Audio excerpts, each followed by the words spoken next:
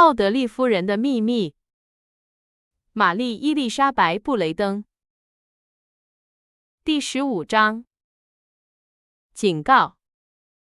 11月底，一个阴沉的早晨，黄色的浓雾笼罩着低洼的草地，牛群在黑暗中盲目地摸索着，愚蠢地撞向光秃秃的黑色树篱，或者跌跌撞撞地掉进沟渠里。在这样朦胧的环境中，沟渠也难以辨认。村里的教堂钟楼在微弱的光线下呈现出棕黑色，阴沉地耸立着。所有蜿蜒的道路、房屋的门廊、山墙和古老的灰色烟囱，以及村里的孩子和流浪狗，都在这半明半暗的光线下显得古怪离奇。菲比·马克思和他的表哥卢克穿过奥德利教堂的墓地，来到一位瑟瑟发抖的牧师面前。牧师的白色法衣湿漉漉地耷拉着，被晨雾浸透了，而且因为新郎新娘迟到了5分钟，他的心情也不太好。卢克·马克思穿着他不合身的礼拜日服装，看起来并不比平时穿着工作服时好多少。但菲比却穿着一件沙沙作响的浅灰色丝绸连衣裙，这是她女主人穿过6次的衣服。在少数几位参加婚礼的人看来，她俨然一位贵妇。一位阴郁而脆弱的女士，身影模糊，色彩暗淡，她的眼睛、头发、脸庞和衣着都融合成一种苍白而不确定的色调。在那个11月雾蒙蒙的早晨，昏暗的光线下，一个迷信的陌生人或许会把新娘错认为某个早已死去、埋葬在教堂地下墓穴里的新娘的鬼魂。卢克·马克思先生，这场婚礼的主角，丝毫没有考虑到这些。他即将与自己选择的女人结婚，并且实现了他最渴望的愿望，拥有一家小酒馆。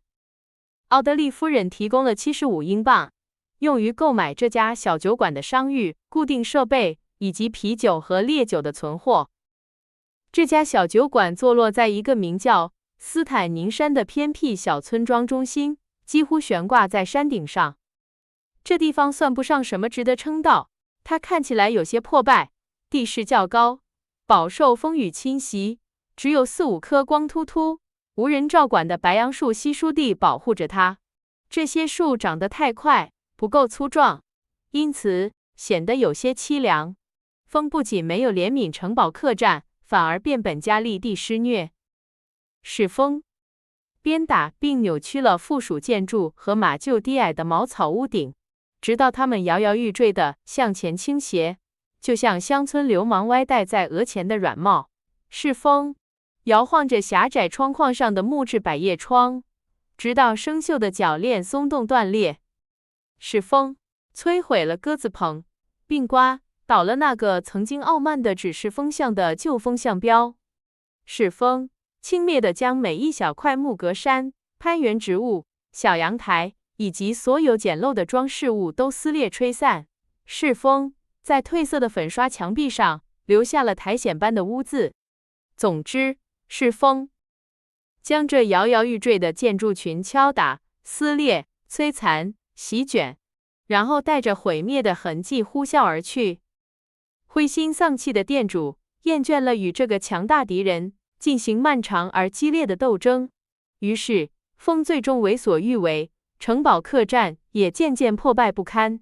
然而，尽管它外表破败，内部却生意兴隆。健壮的赶车人会在小酒吧里停下来喝一杯，富裕的农场主会在低矮的橡木板客厅里消磨下午时光，谈论政治，而他们的马匹则在破旧的马厩里咀嚼着可疑的梅干草和还算过得去的豆子。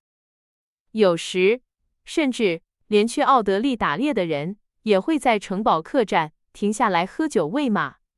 此外，还有一次辉煌而难忘的经历，猎犬队的主人曾为大约30位绅士预定了晚餐，店主几乎要因如此重大的委托而发疯。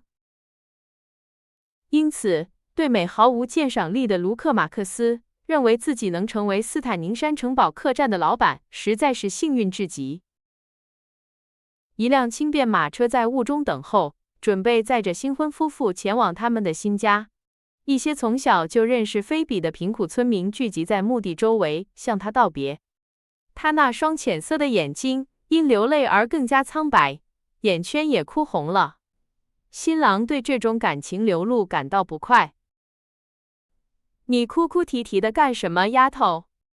他没好气地问。如果你不想嫁给我，可以告诉我。我不会因为这个杀了你，是吧？侍女听到他的话，打了个寒噤，裹紧了身上的丝绸斗篷。你穿这些华而不实的东西会着凉的，卢克说，带着不悦的表情打量着他昂贵的衣服。女人为什么不穿的和自己的身份相称呢？我可不会给你买丝绸衣服，你知道的。他把瑟瑟发抖的女孩抱上马车，用一件粗糙的外套裹住她，然后他们便乘车消失在黄色的浓雾中。身后跟着两三个小流氓怯生生的欢呼声，他们挤在门口。为了接替菲比马克思的职位，一位新侍女从伦敦来了。她是一位非常引人注目的年轻女子，穿着黑色绸缎连衣裙，帽子上系着粉红色的缎带，并且对奥德利庄园的沉闷大发牢骚。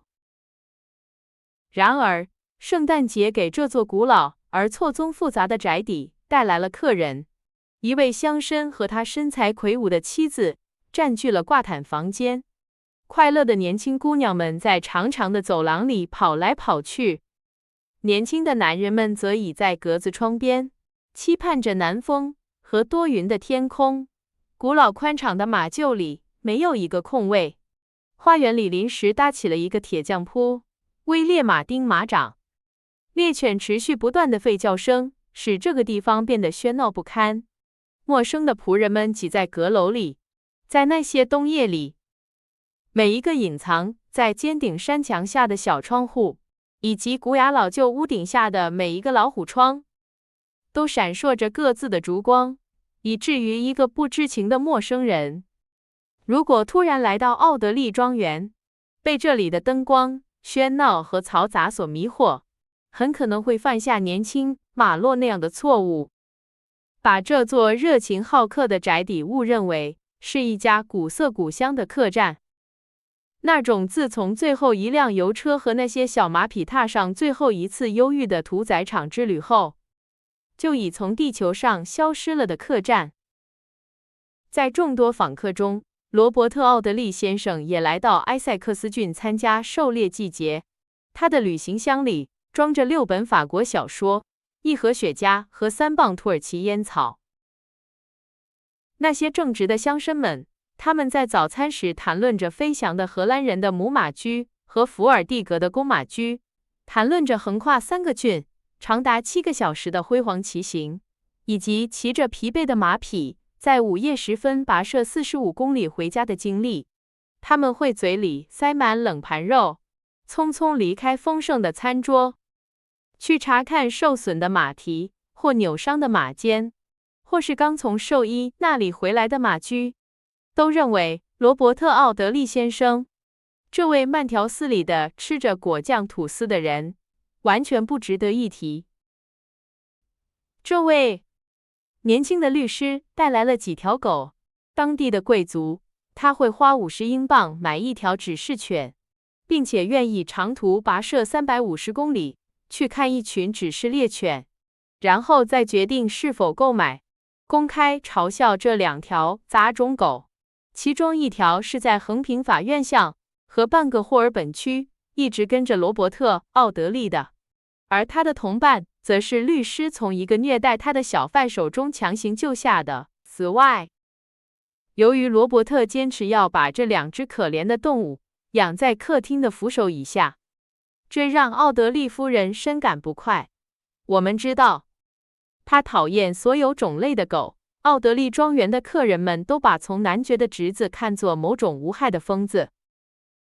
在之前几次造访奥德利庄园时，罗伯特·奥德利曾羞怯地尝试参与那些快乐团体的活动。他曾骑着迈克尔爵士一匹温顺的灰色小马，在6块犁过的田地里小跑，然后在某个农舍门口气喘吁吁地表示，那天早上他不想再跟着猎犬跑了。他甚至曾费力地穿上一双溜冰鞋，打算在结冰的鱼塘上转一圈，结果在第一次尝试时就不光彩地摔倒了，之后便心安理得地仰面躺着，直到旁观者好心把他扶起来。他曾坐在一辆2轮马车的后座上，进行了一次愉快的晨间兜风，途中他强烈抗议被带上山坡，并要求马车夫每隔10分钟停下来整理他坐着的垫子。然而，今年他却丝毫没有表现出参与这些户外活动的热情。他把所有时间都花在客厅里闲逛，并以他自己的方式向奥德利夫人和艾莉西亚献殷勤。鲍勃，你一向没什么活力，这位年轻女士轻蔑地说。她穿着起装走进客厅，刚参加完一场狩猎早餐。罗伯特缺席了这场早餐，因为他更愿意在奥德利夫人的梳妆室里喝杯茶。但是今年你简直不知道是怎么了，你除了给奥德利夫人拿着一团丝线，或者给她读丁尼生的诗，就什么用处也没有了。我亲爱的、鲁莽冲动的艾莉西亚，别这么严厉，年轻人恳求道。结论不是一道有5根横木的门。你没必要像对待你的母马阿塔兰塔那样，放纵你的见解，让它在田野里全速追赶可怜的狐狸。奥德利夫人让我感兴趣，而我叔叔在郡里的朋友们却不。这个回答满意吗，艾莉西亚？艾莉西亚小姐带着几分轻蔑地摇了摇头。这是我能从你这里得到的回答，鲍勃。他不耐烦地回答。不过，请你继续自得其乐吧，整天懒洋洋地窝在扶手椅里，让那2条荒唐的狗睡在你的膝盖上，用你的雪茄熏坏夫人的窗帘，用你那愚蠢迟钝的行为惹恼每一个人。罗伯特·奥德利先生听到这番针对他的长篇指责，把他那双漂亮的灰色眼睛睁得大大的，带着无助的表情凝视着艾莉西亚小姐。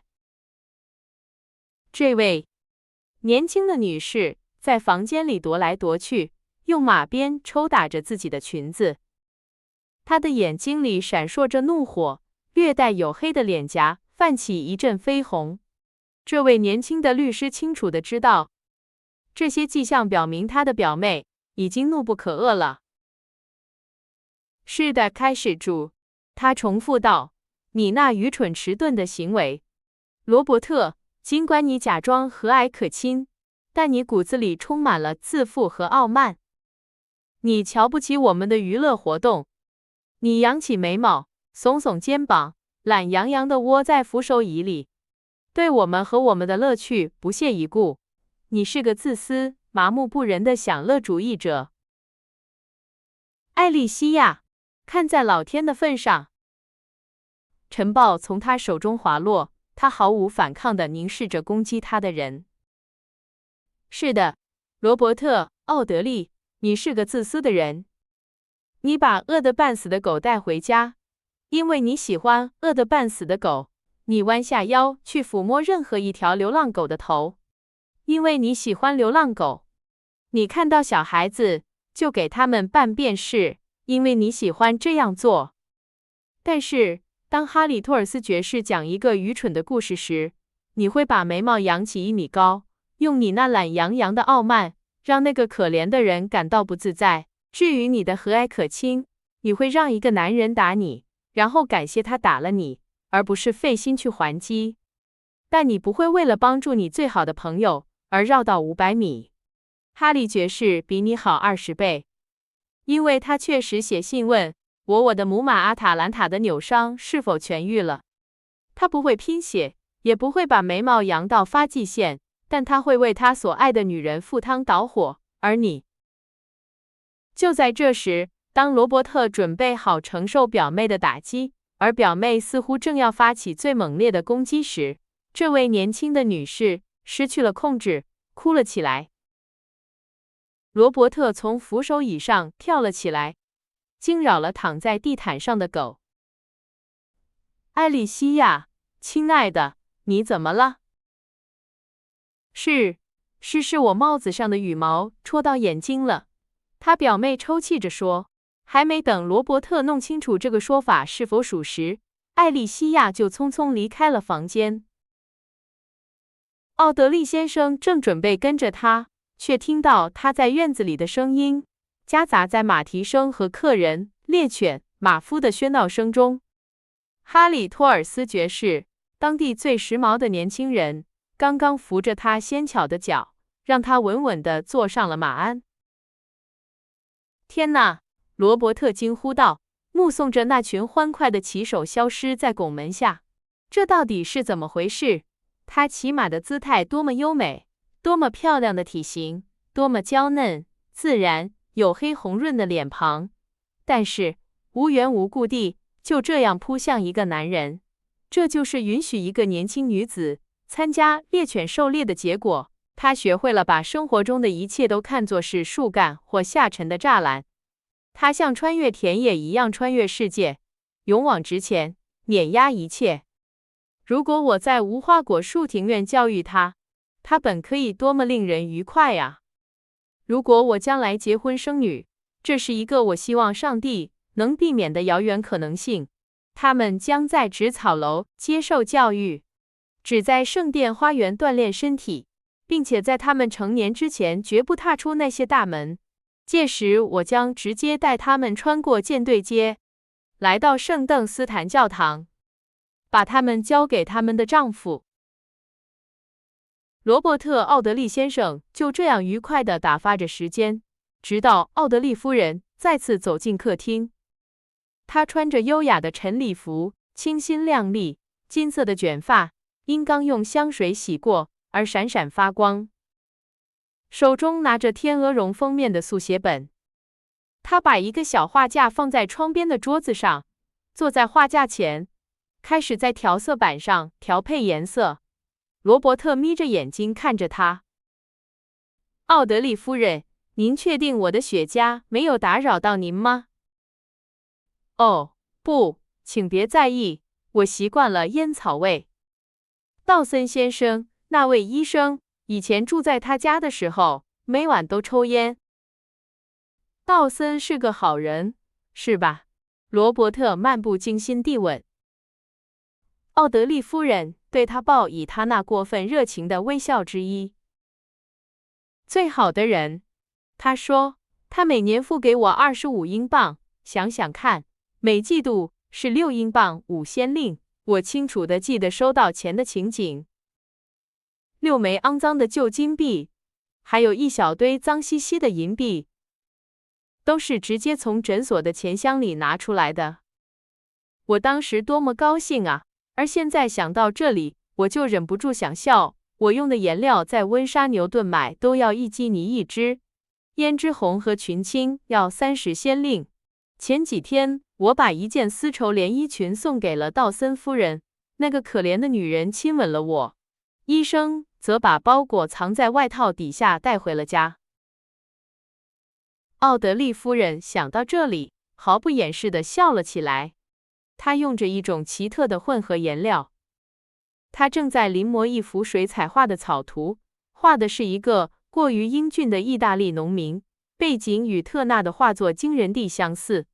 草图几乎完成了，她只需要用最纤细的貂毛画笔添上几笔。他优雅地准备着工作，侧着头看着画。在这整个过程中，罗伯特·奥德利先生的眼睛一直盯着他美丽的脸庞。真是天壤之别。他停顿了很久之后说道，久到奥德利夫人可能已经忘记了他们正在谈论的话题。真是天壤之别。有些女人会不惜一切代价去经历这样的改变。露西·奥德利的浅蓝色眼睛睁大了，她凝视着年轻的律师。从侧窗射进来的冬日阳光直射在他的脸上，使他那双美丽的蓝眼睛更加明亮。颜色似乎在蓝色和绿色之间闪烁摇曳，就像夏日里大海变幻莫测的蛋白石色调。小画笔从他手中滑落，把农民的脸涂成了一个不断扩大的深红色圆圈。罗伯特·奥德利正小心翼翼地用手指抚平雪茄上褶皱的烟叶。我那位在横平法院像拐角的朋友，这次给我的马尼拉雪茄可不怎么样，他咕哝道。如果您隔壁抽烟，我亲爱的姑妈，我听说很多女士都会在玫瑰花丛下偷偷抽上一支，挑选雪茄时可要小心。奥德利夫人深深地吸了一口气，捡起画笔，对罗伯特的建议笑了起来。奥德利先生，您真是个古怪的人，您知道吗？您有时会让我吃惊。您让我吃惊的程度，绝不亚于我让您吃惊的程度，亲爱的姑妈。奥德利夫人把颜料和速写本放在一边。奥德利夫人坐在窗台上，正好在房间的另一端，与罗伯特·奥德利相对。年轻人只能瞥见他那红润的脸庞，被一圈闪亮而朦胧的金色卷发环绕着。罗伯特·奥德利在奥德利庄园已经住了1个星期了，但到目前为止，他和奥德利夫人都没有提起过乔治·托尔博伊斯的名字。然而，那天早上，在谈完了所有常见的话题之后，奥德利夫人对他侄子的朋友表示了关心。那位乔治先生，他说，有些犹豫。托尔博伊斯，罗伯特提示道。是的，当然是乔治·托尔博伊斯先生，一个很特别的名字，的确如此，而且无疑是个特别的人。您最近见过他吗？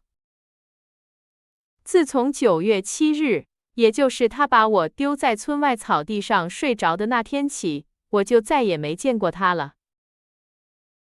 天哪！奥德利夫人惊呼道，这个乔治·托尔博伊斯一定是个非常古怪的年轻人，请告诉我事情的经过。罗伯特简短地叙述了他去南安普敦和利物浦的经过，以及不同的结果。奥德利夫人则专心地听着。为了使故事更具说服力，年轻人从椅子上站起来，穿过房间，站在奥德利夫人对面的窗台上。那么您从中得出了什么结论呢？奥德利夫人在一阵沉默后问道。这对我来说仍然是个巨大的谜团，他回答。我几乎不敢妄下结论。但尽管如此神秘，我想我可以大胆地提出2个在我看来几乎可以肯定的推测。是什么呢？第一，乔治·托尔博伊斯从未去过南安普敦以外的地方。第二，他甚至从未到过南安普敦。但是，您在那里找到了他到访过的迹象，他的岳父见过他。我有理由怀疑他岳父的正直。看在老天的份上，奥德利夫人悲伤地叫道：“您这话是什么意思？”奥德利夫人，年轻人严肃地回答：“我从未从事过律师行业。我加入了这样一个行业，其成员肩负着庄严的责任和神圣的义务，而我却退缩了，逃避了那些责任和义务。”就像逃避着疲惫生活中所有的重担一样，但有时我们不得不面对我们一直逃避的事情。最近我被迫思考这些问题。奥德利夫人，您研究过间接证据理论吗？您怎么能问一个可怜的女人这么可怕的事情呢？奥德利夫人问道。间接证据，年轻人继续说道，仿佛没有听到奥德利夫人的打断。是由从4面8方收集来的细枝末节构筑起来的奇妙结构，但它却足以将一个人送上绞刑架。在最微不足道的琐事中，有时可能隐藏着某个邪恶谜团的秘密，即使是世界上最聪明的人也无法解开。一张纸片，一片衣服的碎布，一颗外套的纽扣，一句从罪犯过于谨慎的嘴唇中不经意说出的话，一封信的片段，一扇门的开合，窗帘后的一个影子，一个精确的时刻，成千上万如此微不足道的细节，罪犯可能会忘记，但他们却构成了侦探科学锻造出的宏伟锁链中的钢环。瞧，瞧，绞刑架开始成型。阴沉的凌晨，庄严的钟声敲响，有罪的双脚下，绳索吱呀作响。罪犯为他的罪行付出了代价。奥德利夫人的脸上映照着她所做的树框窗上彩色玻璃的淡淡绿色和深红色，但她脸上原有的血色已经完全褪去，变成了一种可怕的灰白色。奥德利夫人静静地坐着，头向后靠在琥珀色的锦缎靠垫上，纤细的双手无力地垂在膝上，她晕倒了。包围圈一天天缩小，罗伯特·奥德利说。乔治·托尔博伊斯从未到过南安普敦。